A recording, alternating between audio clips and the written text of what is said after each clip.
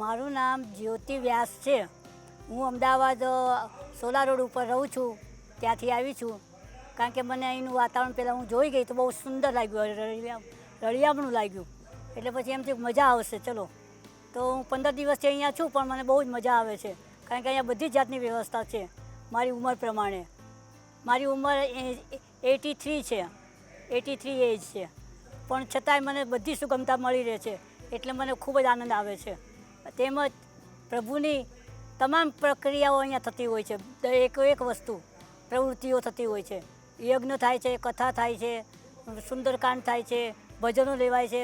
આપણે જે પણ કોઈ પણ રસ હોય છે, કોઈ પણ પ્રવૃત્તિમાં રસ હોય છે, દરેક રસ આપણો પૂર્ણ અહીંયા આ સંસ્થામાં કરી આપે છે અને આપણી સગવડતા સાચવે છે કે કઈ મુશ્કેલી હોય તો આવીને પૂછી પણ જાય છે કંઈ તમને તકલીફ છે તો અમારે તકલીફ હોય તો કહીએ, બાકી તો કોઈ તકલીફ હોતી જ નથી અહીંયા આગળ. એટલે પછી શું ભાઈ અહીંયા હોસ્પિટલની એવી સુવિધા છે કે કોઈ બીમાર પડ્યું તો એને હોસ્પિટલની સુવિધા 24 કલાકની છે. 108 બોલાય તરત આવે છે. ઉપરાંત અહીંના જે કર્મચારીઓ છે તાત્કાલિક એમને દવાખાને લઈ જાય છે અને ડૉક્ટર અમારી ખરેખર જે બાંધીઓ છે.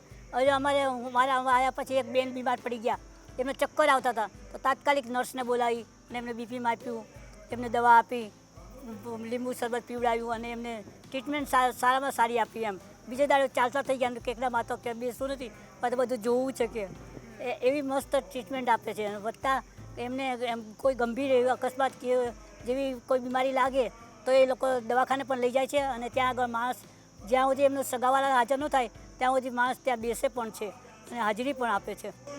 સત્યેશ રિટાયરમેન્ટ હોમ છે તો આસપાસમાં જે વાતાવરણ કેટલું કુદરતી સુંદર હોય છે. સવારમાં ચાલવાની મજા આવે છે. તેમજ યોગા ટીચર આવે છે રોજ. યોગા ટીચર અમારે અઠવાડિયામાં ત્રણ દિવસ અમને શીખવાડે, પણ એટલું મસ્ત શીખવાડે છે કે આમ ખરેખર તો હું તો વાંકી ચાલતી હતી એને બધા સીધી ચાલવા માંડી છું ફક્ત 3 જ દાડામાં. એમ કહી તો ચાલે. બધા કહેવા માંડ્યા કે આટલા બધા તમે સીધા ચાલવા માંડ્યા કારણ કે આપણને ટીચર સાચા રસ્તે જ બતાવે, સાચો રસ્તો બતાવે છે કે આ રીતે ચાલો તો તમને આમ ફાયદો થાય, આ રીતે ચાલો તો આ રીતે ફાયદો, આ કસરત કરો તો આ ફાયદો થાય, આ કસરત કરો. એટલે યોગા ટીચર પણ સરસ છે.